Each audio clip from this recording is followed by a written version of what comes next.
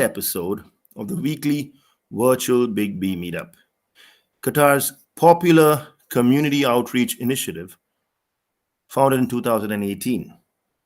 And in 2020, the pandemic brought about its virtual and virtual real editions. It aims to inform, to inspire, to educate, and bring communities together.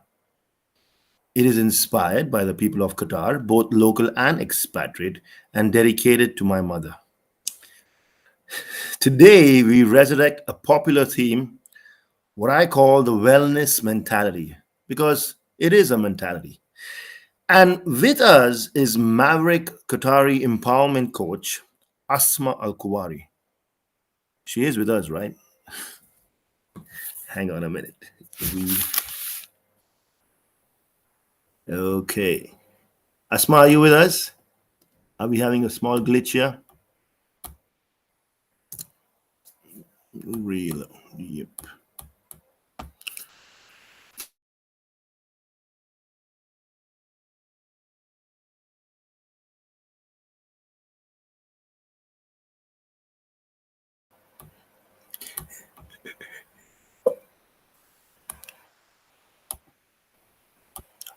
Hi. For Sorry, I don't some, know what happened. yeah, It cut we me were off. we were live, and then I was live, and then I'm like, where is Asma? So we are live already, Asma. But that's fine. It's fine. Hello, everyone. Yeah. So I introduced. I started with my introduction, and then I said, "Welcome, Asma Al Kuwari." So let's go straight into it. Uh, Asma, please could you introduce yourself to our audience? So, good evening, everyone. Whoever is in Doha, good morning, afternoon, where you're in the world. My name is Asma Al Kuwari. I am an empowerment coach from the International Coaching Federation. I am also a digital humanist and a marketeer. I've been in the coaching field for about more than 5 years now, and it's been great. I love being a coach. I love helping people. I love supporting people. I love inspiring myself and even inspiring people from the stories I hear, from the journeys that they go through. And I focus mainly on women empowerment. So I'm an empowerment coach focusing, my niche is women. I know Bosco has some questions about that, but we can talk about it later. Yeah, This is me in a nutshell. This is me in a nutshell. And we can that's talk about lovely. it even more then.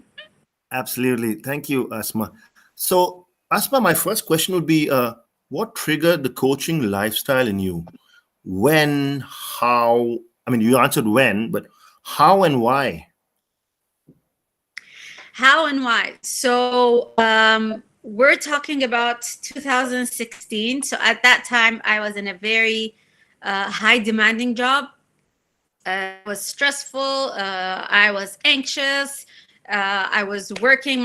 I was to live, not no. I was living to work, not work to live, and Okay. that was my main focus. I didn't have a social life, and on top of all of that, I even opened my first startup at that time. So it was crazy. So finishing my job and then going to work on my startup, and at that time it was just about getting things done. So at a moment where I'm like, what am I doing these for? What's my Yeah. end goal? Where am I going? Where am I heading with all of this?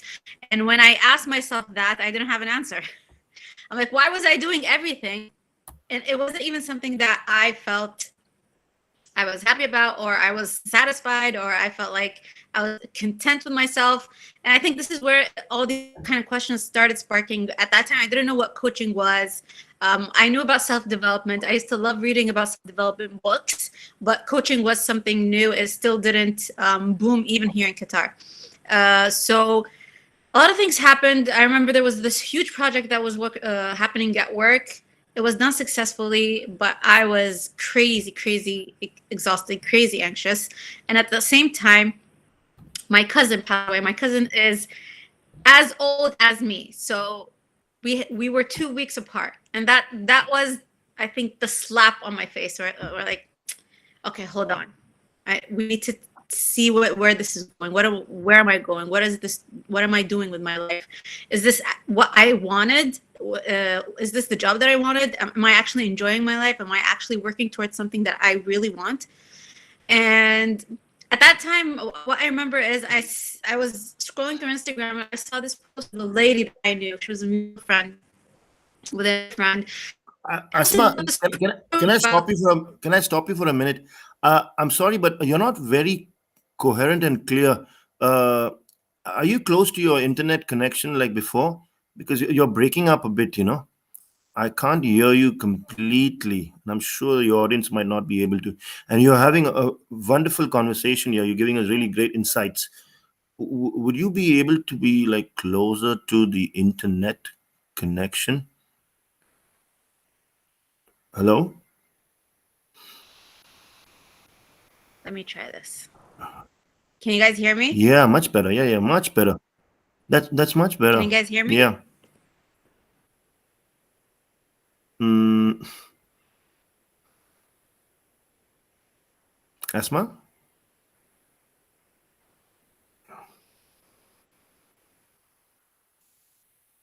Guys, give it a minute. Yeah, never give up, as I say. Just hang in there. Asma will be back. She's got a powerful story for us here.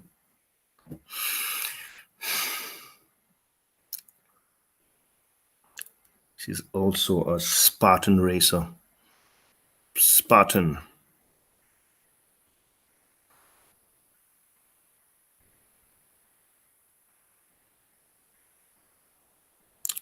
She will return.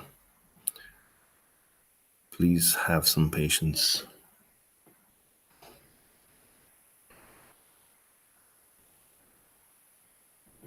So, Asma is a certified empowerment coach, yeah? Empowering women. Yeah, we are back with Asma. I'm so sorry. Great. The connection's not my friend today. No worries. No worries. So, yeah, coming back to the lovely insights you were giving us on what triggered your coaching lifestyle journey. That's Yeah. fantastic. And among the accolades you've collected over the years, the first Qatari to be president of the International Coaching Federation Qatar chapter. Yeah. That's a big name and a big title. Can you shed some light on that? So we started our chapter in 2019. So we're considered a brand new chapter compared to the rest of the chapters around the world for the International Coaching Federation. And at that time, there wasn't much in terms of having that local aspect of what coaching can do and how we can connect specifically with locals within coaching within the country. There was a lot about coaching in English, but there wasn't much about how to coach in Arabic or how we can support each other or even having local coaches to support one another. And I think this is mainly one of the main reasons that made me nominate myself to be president and to have that aspect of see this is what we can do, so that it also sheds some light in terms of people being more keen into coming into this new industry and actually supporting and helping others. And honestly, like within this year of holding the presidency, we had a 33% increase of members for the chapter, and the majority of them, if I would say 75% approximately, were Qatari coaches. So this is something I'm very proud Oh, of. fantastic. So, Yeah. is this chapter in Arabic or is it English also, or bilingual or trilingual?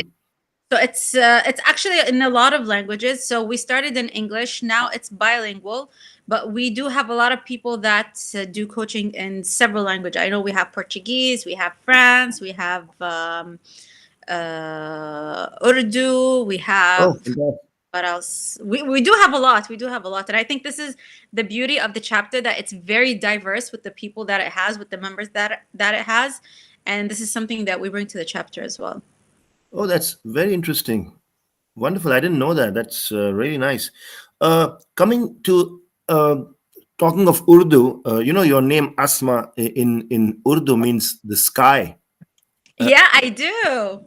does it mean even in Arabic? Does it mean the sky too, Asma? It means kind of to elevate. So maybe it kind of Okay, yeah, in the same, yeah, because same. yeah, well, exactly. And talking of elevating, well, you are a women's empowerment coach. So you're also a podcaster, Asma. That's very interesting. I'm a Yeah, vlogger. I'm not a podcaster, but people think I'm a podcaster. So please, can you shed light on the wonderful podcast that you started, "The Sky is the Limit," which has your name in it for me? Because if I'm speaking Urdu or Hindi, I'll say the Asma is the limit. So that's your name. And then you have Jutur. What is Jutur all about? It's a lovely word. Please educate us on these two things. sure. So I'll start with the podcast. So the Sky's the Limit was a podcast that I started to advocate more about what is discussed within coaching. So a lot of people want to know, because at that time there wasn't much awareness about what coaching was and how coaching can support and all of that stuff. So this is where the thought of starting a podcast happened. And at that time, I wanted to do something specifically in Arabic, because at that time, coaching was like the language that was used, the material that was found throughout, the majority of it was in English. So this is something I wanted to localize and start with. So within the podcast, we discuss issues like how to deal with procrastination, how to deal with fear, what does it mean to find your purpose, what does it mean to live within your values, and all these kind of topics that are like very easy to discuss. So my motto in life is to simplify the information so that it can be grasped easily, not to Oh, put lovely. these fancy words where people just would be in awe of using the word but truly don't understand what the word means. And this is what I bring to the podcast, in terms of it's easy to learn how to be able to deal with procrastination, or how to get over your fears, or how to motivate yourself, or how to be resilient in all of these aspects. And And how do we access the podcast? And is it in Arabic or English or in both languages? so currently the podcast in Arabic, it's on iPodcast, and also it's on SoundCloud. So you can type "The Sky's the Limit" and you'll find it there. You can type it actually in English and you'll find it there. Oh, that's fantastic. Lovely. That's nice. And how many lives have you changed with your life coaching startup in the past 5 years? Oh wow, that's Oh, that's we're winging it here. Huh? yeah, I haven't counted, but in terms of hours, I could talk about hours, right? So in terms of hours, I've done approximately 500 hours of Oh, coaching. lovely. And in terms of people, it could be one session, it could be more than one session. I think for me, it's more about what's the impact and the value that I add to them. It's not about them coming back to me, it's about me giving them the right tools so that they can fulfill and continue their life. And the best thing about this job is that once in a while you would get someone just writing you this beautiful note where they're like, "You don't know how much this meant to me," or "I got over this fear," or "I confronted someone," or "I'm Oh, actually living my truth." And I'm like, this is it for me. This is why I do what I do. I can relate. I can relate. I'm not a life coach, but I can relate. Yeah. Yeah. That's and it means and it really gives you so much of solace, and it gives you so much of courage, with those, and makes you One happy. one I, hundred. I'd like I'd like to put up a question here from one of the from Faisal. He's asking. It's a nice question actually. He's asking, why not start cottage industries for women, like making consumer goods, daily use materials in Qatar. In India, we have villages from Kerala that we do these things. That's what he says. Nice question, Faisal. You want to answer that in a life coaching way? I don't know. So I know there's a lot that's been done in terms of home businesses here in Qatar. I don't know if we have we do have consumer goods, cottage industries. I don't know if we have that capacity, but we do have a lot of initiatives like within the government and within even like NGOs and institutions that help support such women in terms of starting their own businesses, in terms of even working from home, like within their goods, or doing some sewing or cooking or whatever it is. And I think there's a lot that is done in that aspect. Tailoring clothing, yes. Because I'm looking Yeah, at. when it comes to cooking, I grew up having umali here, I love it. And whenever Yeah, I go to any of the places here in Doha, the authentic Qatari restaurants, I always have my ali. Yeah, you should uh, definitely try it. absolutely. So Asma, who are your role models in your life? In your general life, as a life coach, or even as Asma Al Kuwari, the human being, Yeah. I think in my personal life, my mom is my inspiration in terms of resilience. So this, Beautiful. I think where I learned how to be resilient, how to be patient. I've taken that from her, and I'm so thankful that Mashallah. I've taken that from her. And just to how I can pick myself back up, because I think I've seen so much incidences, so much things that happen throughout my life, where if you see someone go through it and do nothing, you'd be like, they are allowed because of how big the thing is. But it's so powerful when you see someone go through so much but yet pick themselves back up, and they're so positive with life, and they're just continuing with life, and they think the best out of their lives with the least that they can have. And I think this is so inspirational for me, and then this is what inspires me to be a better person, inspires me to do better, and to help people even be better for themselves. Within the world, I think my first inspiration that got me into self development was actually Oprah. So I was obsessed with Oprah from the beginning. I think even when I was young, like within my teenage years, I watched Oprah and watched her shows, and how she would have this conversation, and she would bring up these like inspirational stories and quotes Yeah. and all of that. That was even before she had her own network and all the things that she has right now on her podcast. It was just her and her talk show. And I think that This was for me something that was very inspirational in terms of this is true. something that we need. Like this is something that we need, and I think that's an inspiration as well for me. Yeah, well said. Because she's been through a lot herself, Exactly. hasn't Yeah. she? And is this got anything to do with you growing up there, or would that be one of the reasons? So I did grow up in the States. I don't know if I think it is. I think it is. Like it does have an impact on me. So living there and coming back here, honestly, like there was a huge culture clash in like identifying who I was and what I wanted to be and how I presented myself in this society after, for example, living in the States. And I think for that, it was something that I always looked up to. So before I was always been the person that always hears everyone. So I like to analyze and be the quiet person in the room and read everyone before I start talking. I always have to. I always love to have that advantage so that I know what I would say and if they deserve to hear what I said or not. And I think like going through things in my life made me mature even younger. And I think this is something that also helps support me in my coaching career. Lovely. So the next question is spot on for you then. So, what is your perception of the women's empowerment scenario in the past 10 to 15 years in Qatar, in the Mm, wider Gulf, in the world, in the US, and then also I mean, I would say, you're an international citizen, a Qatari coming in from Western background, yeah. and you're well healed now in Qatar. How did you integrate? Also, that would be my added point here. We'd like to know that, Asma.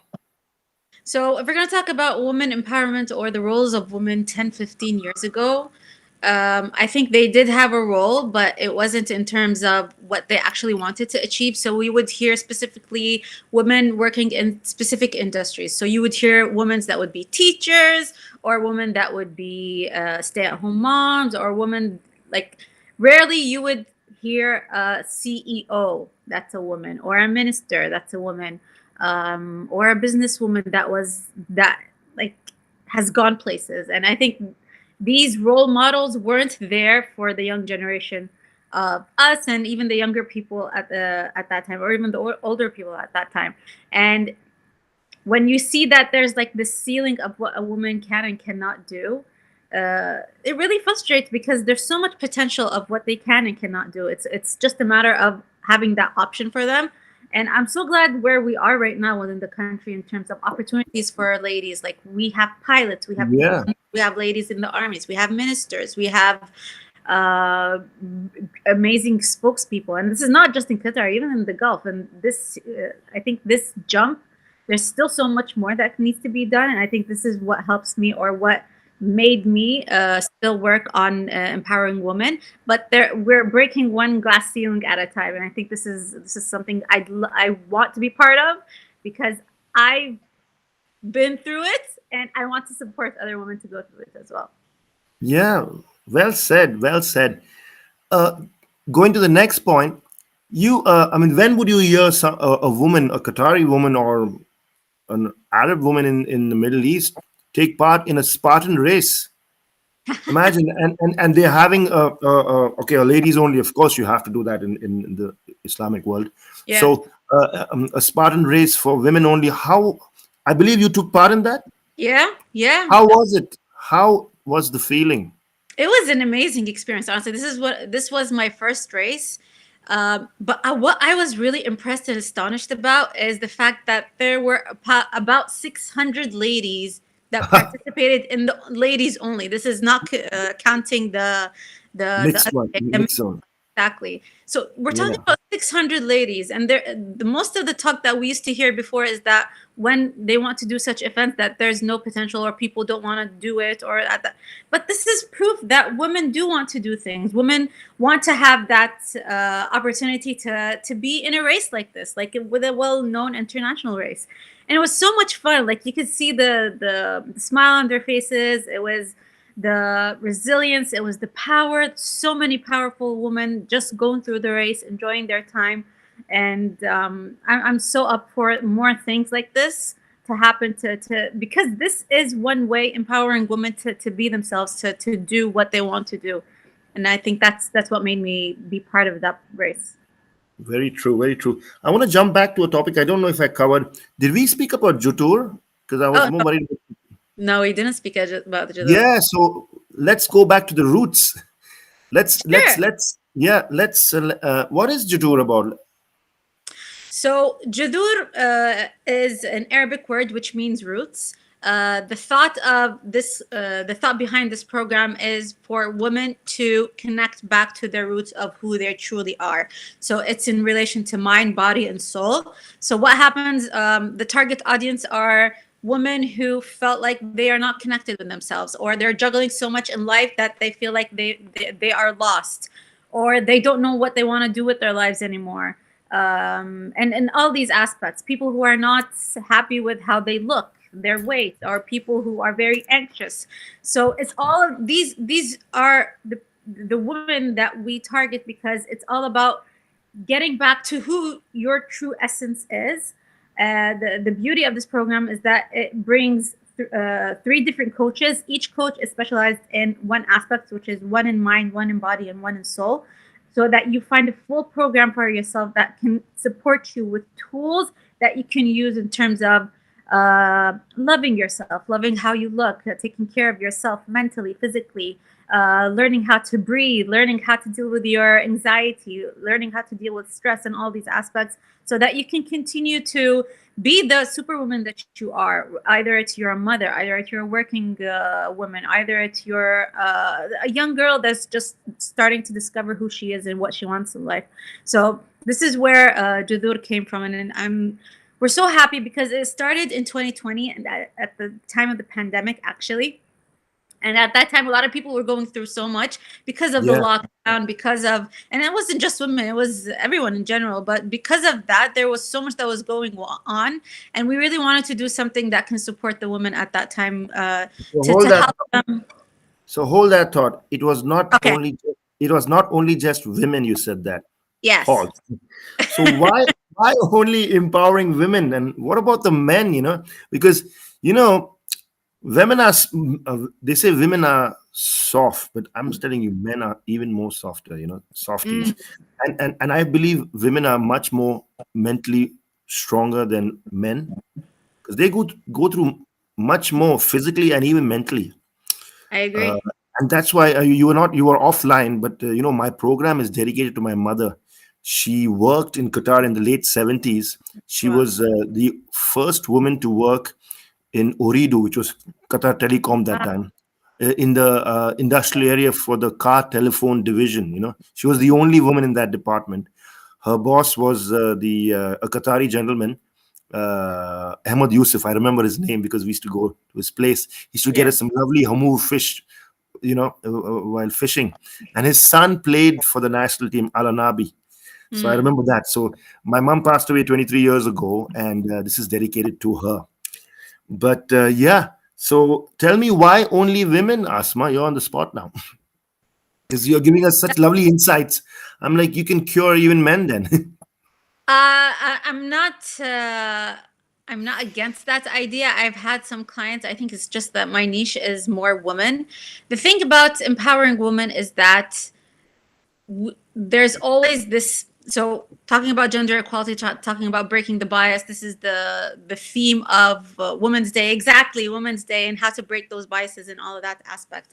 I think for me, it's when I say about empowering women, it's just about empowering them to love who they are as they are. So it's not about you wanting to be like a man. It's about you embracing all the powerness and all the beautifulness and all of the wholeness that you have as a woman in terms of wherever you are in your life, as a girl, as a mother, as a daughter, as a grandmother, as a businesswoman, no matter what it is, and just to embrace that. And I think this is where I come with the empowering. I think for me, and this is my own opinion, within the local society here, women are fond, or are, I feel like they're more mature and ready to understand how coaching can help support them. Men are still not there. You'd find some that Okay. are. You'd find some that are. There's still so much resistance in terms of how much coaching can help and support. Women are more emotionally intelligent in that aspect. It's easy for Yeah. them to express. Actually, it was funny. We had an exercise today at work where we asked everyone to write a reflection piece, and it was funny how you would see, because it's something that's not normal for men. It was harder for them to express what was going on, how they were feeling, or all of that. So you'd find them write less than what women would be writing, where women were like pages and pages and pages of just expressing how they feel. So I'm not saying it's just for women, but it still needs that step, because when you want to do change, it has to come within, right? You can't impose it and tell people you have to be like this, or you have to act Yeah. like True. this, or have True. to change for all of that. So if it's there, it's gonna be there, and there is much more men that are towards being coached and Yeah. towards being Like more a aware. common friend, like our common friend Nasr Al Nama. Exactly, exactly. And I really hope that this people who, especially men who have gone through this, to advocate how important it is for them to go through it. Either it's your mental health, either it's being connecting with who yourself, with who you are, and how it can support you in all these aspects. Yeah, well said. To the next question, and it's related. So, what were or are your biggest hurdles, that you overcame as a life coach in your life, if you may, if you would like to share? Yeah. Because it's all about crossing hurdles and in our journey of life, and then empowering our own selves. Because every True. time you don't get a pat on your back every time when Yeah. you cross a hurdle. So you got to pat your own back sometimes, and Well, that keeps you going. hug yourself. I always tell people, learn how to hug yourself and love yourself. I think one of the main hurdles when I was younger is just the full thought of always feeling like an outsider. So always feeling like you're not part of wherever you are. And I think that comes with the fact that, for example, when we came back to Qatar, we were the family that came from the States. So you're not one of us, you're not part of us, or you don't know what we've been through, or you speak a very foreign language at that time. We're talking about 1998. So Okay. so always having that thought of being an outsider, like even my dreams were different than everyone, even my aspirations were different than everyone, what I wanted or what was important for me wasn't the same for whoever was around me. That feeling of always being an outsider and feel like there's you're kind of like alone within this journey, um, has always taken a toll on me, because it's always me fighting me to get where I wanted. And it wasn't all about, like, the support wasn't always there. Sometimes it was, and I'm very thankful for my mom and dad, but within the society, within the environment, it wasn't there. So it was just me marching and doing what I believed I needed to do for myself. And this is still Yeah. probably a continuous journey. I think for coaching, one of the main hurdles was when I started to become a coach, there weren't many local coaches known. So a lot of Okay. people had, so there was so much resistance in terms of trusting a local to be coached by. So it's like, you might know this person that might know this person that might know this person. So why would I tell you my deepest secrets, kind of thought. So Okay. I had to build that trust in terms of, this is something that's confidential, that's between you and me. I had to put in the steps in terms of the contract that was between us, in terms of how confidential the sessions would be, and that whatever is discussed here is discussed here. No judgment. I'm not here to judge you. I'm here to support you to get to your journey and get to your goals. And that took a while, because I also needed to ask people to come in my sessions and try for free, so that they have a taste of what coaching is and how it can support them. And through that, I think it was just about the word of mouth in terms of what Coach Esma brings, how she supported her clients. And it was all like referrals of, this person told me about you, so that's why I'm here. And this person told me about you, and that's why I'm here. And I think that's how I started building that trust, in terms of, I come from a background where I understand society, I understand culture, I understand where you're coming from. And this can help you within your coaching journeys of understanding where you are, where you stand, and how you can get and reach your goals. And I think this is something that I'm very proud of, to be honest, right now. Yeah, you should be. That's amazing, because you're a game changer. Then that would make you a game changer if you're one of the Yeah. first. When you're one of the first, uh, life coaches, especially for the local community, because everybody wants a listening ear, and that Yeah. itself is a relief, and it is a soother. So you 100%. you absolutely, yeah. We've come to a point, very interesting point. It's been an interesting journey talking to you. You get a chance now to play host the show, so it's a host swap. So now Yeah. Asma is the host of Big B Meetup, and you get a chance to ask me a question. All I can say is be kind. Yeah. I'll actually ask you in terms of, so we want to advocate coaching and how coaching can support, right? So have you had any sessions, or have you had any experiences with coaches, or and how did that impact your life? Well, yeah. Good question, actually. Yeah. Well, I have been. I have been to a coach. In fact, more psychological, Mm. because pre-COVID, and just before the pandemic, I had a breakdown. Yeah. I was in a really bad shape, Asma, and I've said this many times in my program. And I'm very proud of it, because the blockade actually gave open doors for me, Yeah. because as a photojournalist, as a marketing person myself, I what brought me up was, since the breakdown was, a photo exhibition that I had of kids supporting the nation during Ramadan in Okay. 2017, and that gave me a lot of prominence in Qatar. And then following year, I started Big B Meetup to showcase four themes of Big B Meetup, a community outreach initiative, because I said we need to bring communities together, especially during the blockade. I True. know we can't use that word anymore because we're all friends now, Yeah. but it is part of our history now, part of Qatari history. We should be proud of it because we are resilient, Yeah. and that gave birth to Big B Meetup. In your deepest, darkest days, you should never give up, because you should always see light in that tunnel. And I have four themes now for Big B Meetup. One Wow. is Istidama, one is sports and wellness, one is this ability. I play on the word disability, and I say this ability. This So, empowering people who are neurodiverse and differently abled. And also, the last one would be artists. So, I celebrate art. So, we've had events on those aspects. And that's where, see, I've digressed. See, I need a life coach. I've digressed. So I'm a bit of a digresser. As I said, BM, big mouth. Remember? Yeah. But Asma, I would definitely request or look into, especially with your international background.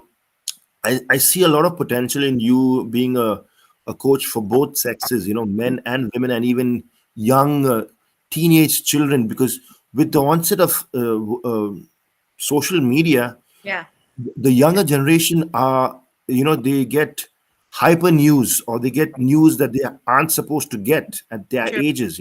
true, So true. I believe even younger kids are already adults at a very young age, and they don't know how to handle information. Mm. And I believe they need, not a smack on their back, because you can't do that anymore, like old school, but they need coaching. And how would you differentiate, Asma? Have I answered your question? See, I'm already back on my, yeah. You have, yes. Did you enjoy being The host yeah, always. yeah. So, how would you see children now, in these days, with going through the pandemic, and how would you give them a coaching lesson?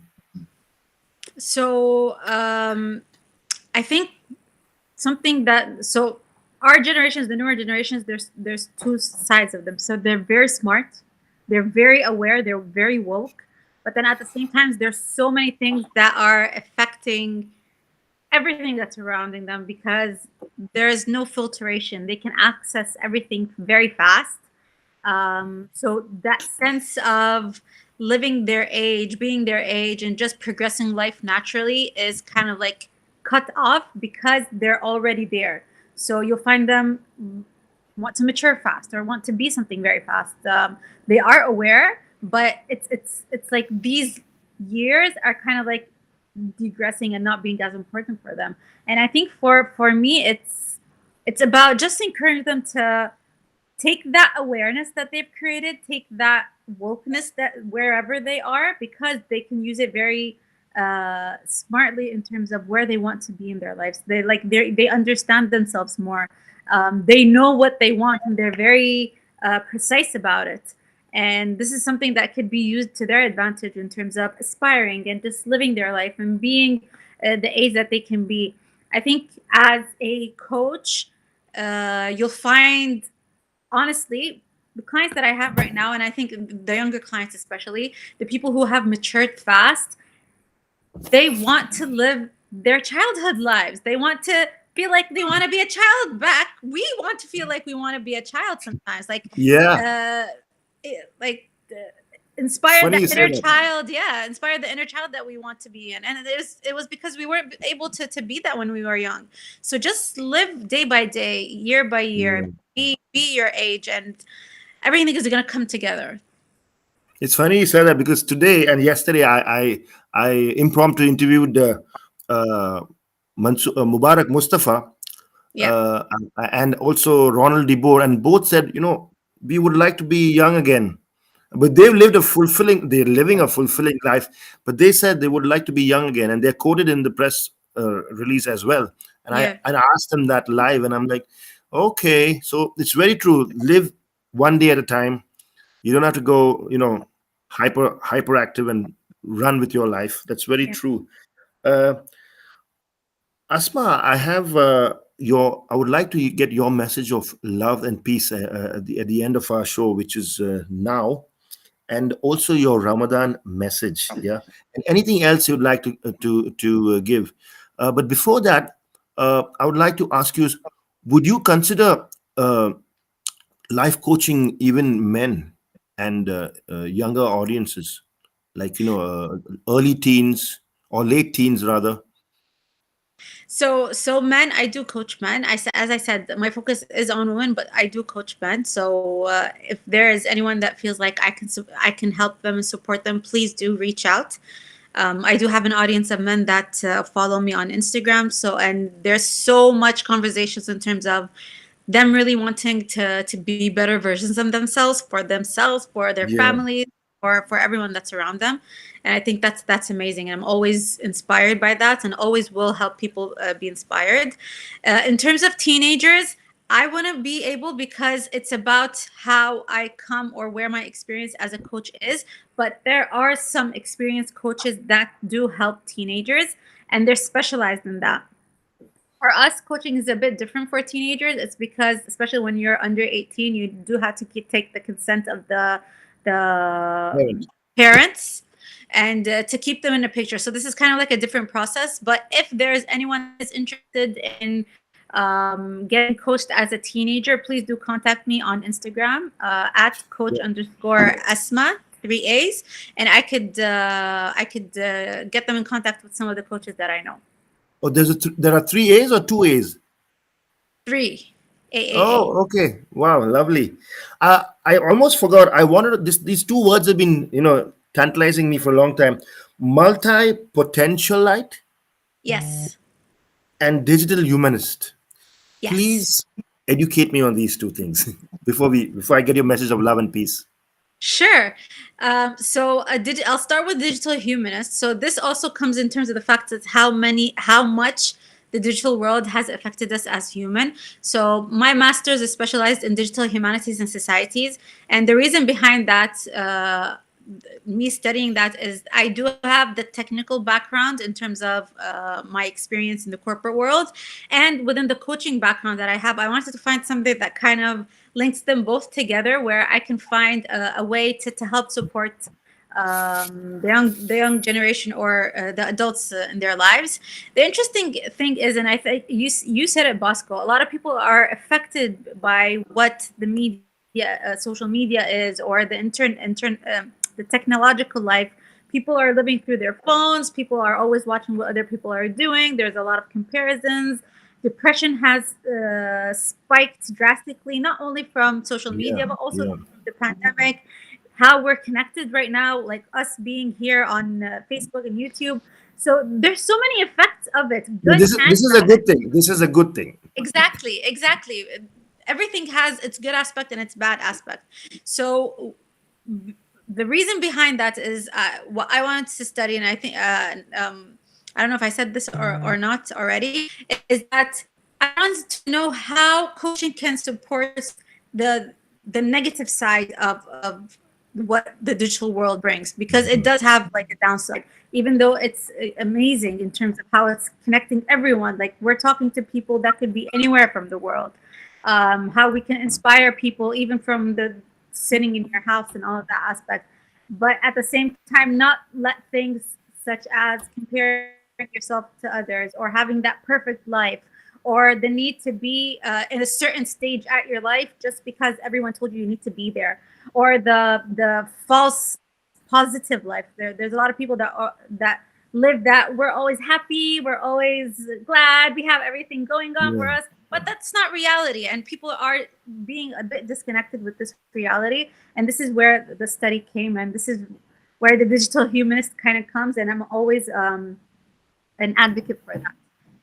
In terms of Beautiful. multi-potentialites, I think for me, I don't like to keep myself in one box, because that's not me. Like, I'm not just a coach. I'm not just a digital humanist. I'm Asma, the daughter. I'm Asma, the artist. I'm Asma that loves books. I'm Asma that is a digital experience expert. So there's so many aspects of me that create who I am, and that's why putting myself in just one box doesn't kind of fit. So that's why I call myself a multi-potentialite. I resonate that.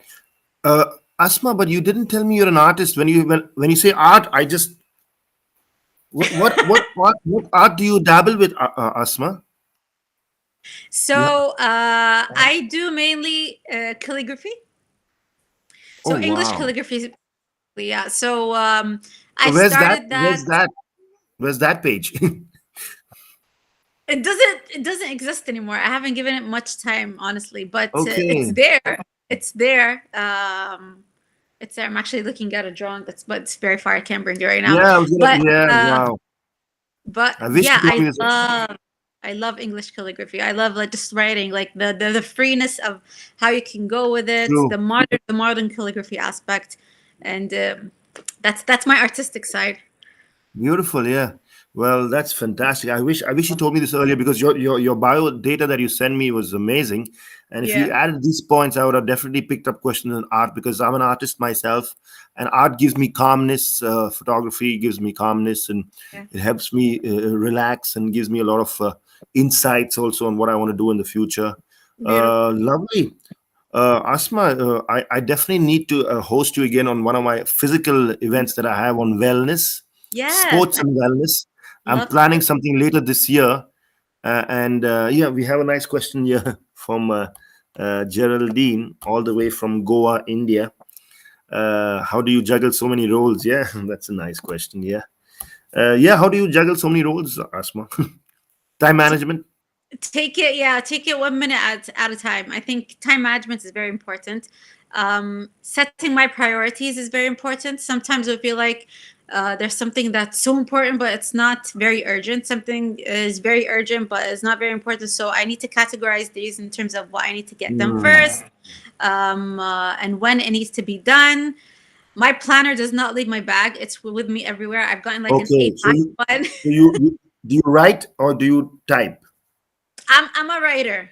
Okay, I don't fantastic. like, I don't like using, even though I'm usually, I don't like using the phone much. I like to write things down because they stick more. Because I think because I'm a more of a visual person, so when I write it, it sticks more as a memory, and Okay, I remember it. So write okay. things down, everything. Like even if you are prepping your meal, you want to take care of your health. Even if you want to exercise, even your alone time, even your time with your family, even if you're going to go out with a friend, if you're going to take a walk, write everything down because this is still part of your day-to-day thing. If you Oh don't yeah. write it, it's not part of it. So it's not just about the tasks that you need to do. It's about Um, like filling and having everything there so that you know when you have time for everything to do it. and what is the science behind that? Because I'm notorious for not writing things down, and then it gobbles my mind. It just uh, what is this, what would be the reason or the science behind that, Asma? Like So jotting down everything. exactly. So it's the same science behind how coaching works, right? So there's so many thoughts of what we think and how everything happens right here, but it's just floating all together. The reason behind writing it down is actually you kind of talking to yourself and telling yourself that this is what needs to happen. This is how I feel, for example, or this is what needs to be done. So you create some space that is kept in your mind for it, for yourself, to allow yourself to actually um, take it one task at a time and not feel the anxiety and the stress of the need of I need to do this and I need to have this and I need to get this done and da, da, da, da, da. And it's just that noise that's coming in your head. So that's why once you put it down, you pour everything down from your head. You create that space where you're very aware and you're very present at the moment so that you can tackle it one task at a time. Thank you for that free session there. Very nice. You're Uh, welcome. Yeah, you're welcome. Yeah, thank you. Asma, your message of love and peace. And since it's Ramadan around the corner, your Ramadan message as well. I've been collecting Ramadan messages today. I got Yeah. one from Ali Al Balushi, the former goalkeeper of Oman. And I got a lovely message from Ghanem Al Mufta, too. God, I met him too. Yeah. I wanted to tell you this earlier when you were talking to me. You remind me of Reem Al Mufta. Mama Reem Al Mufta. She is a mother of two. She's been on my program. She's a wellness person as well, but more nutrition. I don't know if you know her because she's I also, think I know. I think I know her. Yeah. yeah, because she's also with she has the international background that you have as well. So it's lovely. I think Uh, same university. That's why I remember her. Pardon? I think we went to the same university. That's why I remember her. Oh, okay. Wow. Lovely. That's Yeah. nice to know. Yeah. So, Asma, can you give us your message of love and peace? Because we need love and we need peace, definitely. 100%. And Ramadan, you know. Sure. So I'll start with the love and peace. If we're going to talk about love and peace, I think the most important place that you need to feel it is within yourself. Wow. I'm a big Deep. advocate of self love. And once you have that peace that's within you, you'll be able to create peace and have that ripple effect. I'm always about this ripple effect. It starts from you and it's triples with the people around you. You're an inspiration for yourself and for whoever's surrounding you, and the others that are in your life. So if you want to advocate about love and peace, you really need to start with yourself, loving yourself unconditionally, and with all your great strengths and flaws, with wherever you are, whatever stage you are in life, you are where you need to be right now, and you do have the control of getting where you want to be. And this is all within you. It starts within you. It starts with creating that inner peace of you, being content with yourself and loving yourself so that you can take yourself to the next step and also spread that love and peace for everyone around you. Beautiful message. And I'm absorbing it. It's fantastic. Yeah. Thank Yeah. you so much for that. And your Ramadan message, because this is going to be a wonderful, fantastic Ramadan, because it's the first Ramadan after COVID, or Yeah. just after Yeah. COVID. So Ramadan Mubarak for everyone who is celebrating. I think the main important thing for you to remember in Ramadan, it's an amazing opportunity to just reflect, self-reflect in terms of where you are and when you want to be. It's that time of you and yourself, of what you want to do, how you can focus on being a better version of yourself. A lot of people, especially Muslims, if when they're fasting in Ramadan, it's all about, oh, I need to do this, or I need to be better, or I need to do fast better, or whatever it is. So just be the best version of who you can. Set that intention so that you can work on it and just self-reflect in terms of being there and just living that moment. So it's a day by day thing. Thank you, Asma. That's very nice. And it was a pleasure to host you. Thank Thank you you. so much for sharing your insights with us. And I'll definitely be sharing your life coach uh, social media pages with a few people that I know who would love to, speak to you. Yeah. And thank you everybody for tuning in. Today's been an exhaustive day actually, and there's so many activities happening over the couple of days. It's Yeah. just crazy. Yeah. So thank you, and ma salama. Hold Thank that you. thought,